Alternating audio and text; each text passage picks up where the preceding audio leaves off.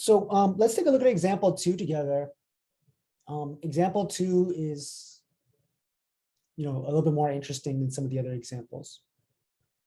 So how do I want to handle this scenario? Well, I think the first thing I would do is I would try to sketch a graph. This graph I'm going to sketch isn't meant to be super precise. It's just meant to help me get a visual for what's going on. Okay.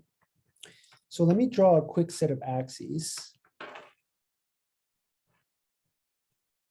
So here's our y-axis. Here's our x-axis like this. And we want to find the region bounded above by the graph of this function. So I'm going to highlight that real quick. We need to look at this guy. That's one function. And then it's bounded from below by the graph of this function. So I think I want to sketch a graph of each of these two things. So how do we know what this f of x graph looks like? Well, in general, you want to look at the leading term, which is the highest power of x that you see. And here I see it's going to be x, something involving x squared, right?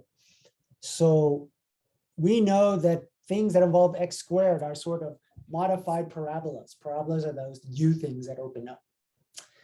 And doing this, dividing it by 2 inside the square, that's gonna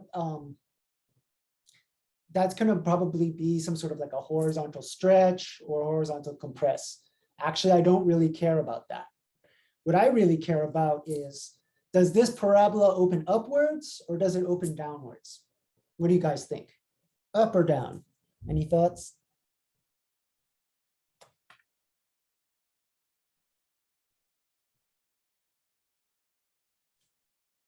No, down.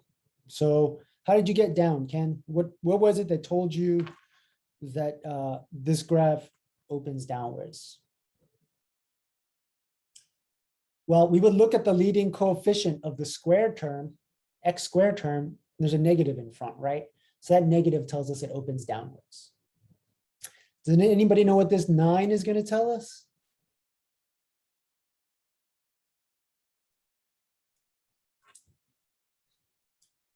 Our parabola opens up like this. The negative makes it open downwards like this. And then adding 9 is going to shift it up by 9 units. So when I go to graph this guy,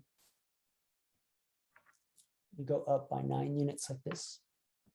We know that it opens downwards. So let me just sketch the graph like this. Again, this is not to scale. It's just to get the rough idea. Any questions so far?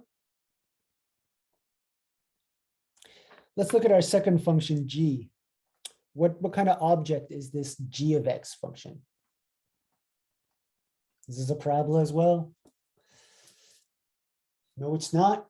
This guy is a line, right? It's a line with slope equal to -1 and y-intercept equal to 6. So really, if I wanted to draw this guy, I could, here's 6. I could draw a line going through 6. Slope -1, so maybe that looks something like this.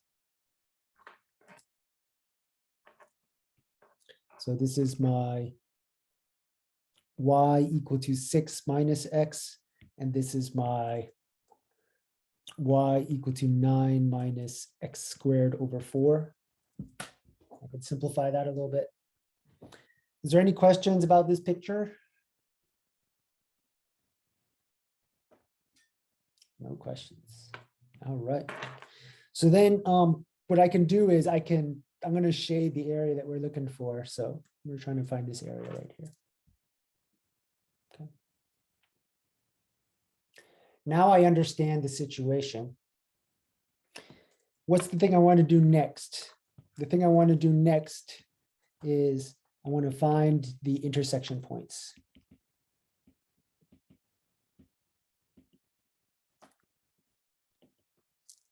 Why do I need to find the intersection points?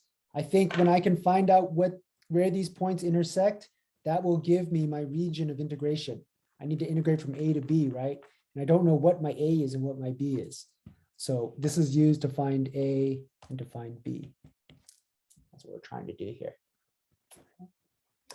So a natural question for you to ask is, how do we find these intersection points? Anybody want to tell me how to find out where two graphs intersect? What would you do?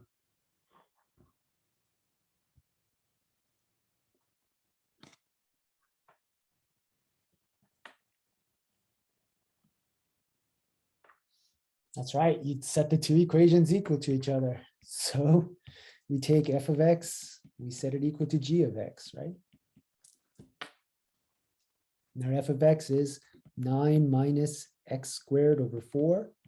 And our g of x is 6 minus x. Now we want to move everything over to one side. So when I move everything over to one side, I'm going to get 0 is equal to x squared over 4 minus x. And then I'm going to have 6 minus 9 is negative 3. Okay. Now I personally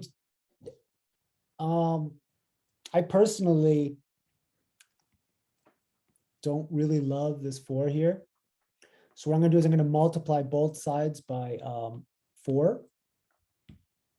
And when I multiply both sides by 4, this gives me 0 is equal to x squared minus 4x minus 12. Now I think this guy can be factored. So we can factor that as x minus 6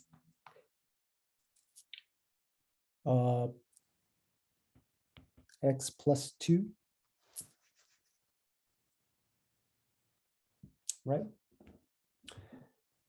So this means that our intersection points are going to be negative 2 and 6. Okay. Is there any questions about that? No questions. Okay. Then we're in great shape. So now once we've done that, we can set up our integral. Our integral is going to go from negative 2 to 6. The upper function is 9 minus x squared over 4. And our lower function is going to be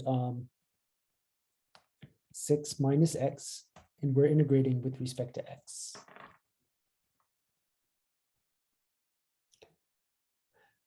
So we just got to now calculate this integral. So now this just becomes a fundamental theorem of calculus part 2 question. So I'm going to distribute this guy. I'm going to go from negative 2 to 6. I get 9 minus x squared over 4 minus 6 plus x dx, right? I can simplify this. This becomes the integral from negative 2 to 6, negative x squared over 4 plus x plus 3 dx. Once I've simplified it, I can find the antiderivative. That's going to be negative x cubed over 12 plus x squared over 2 plus 3x. And we're going to go from negative 2 to 6. Okay. So I guess you would plug it in. You'd have a negative 6 cubed over 12 plus 36 over 2 plus 18 minus negative 2 cubed over 12 plus negative 2 squared over 2 plus 3 times negative 2. Oh, shoot. Here we are. And if my calculations are correct, we get a 64/3 units squared because we're dealing with area. All right. Is there any questions about this?